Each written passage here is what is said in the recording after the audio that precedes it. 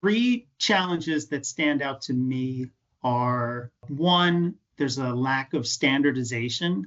A lot of organizations lack clear documentation or an agreed upon way of doing a process. And that just makes it difficult to automate the process in the first place. During process discovery, I like to ask questions about why a process is done a certain way and why it's not done differently.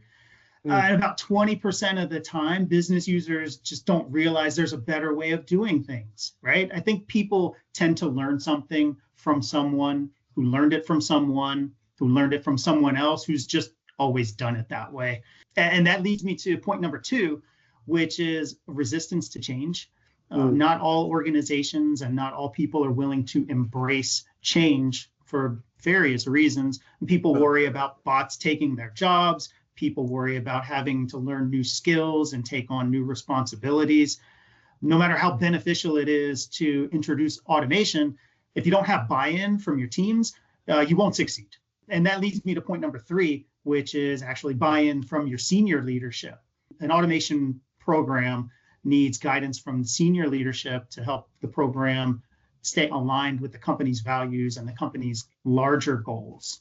Roughly 50% of automation programs fail, and a lot of that happens because automation COEs, they spend too much time fighting uphill without that necessary support from above.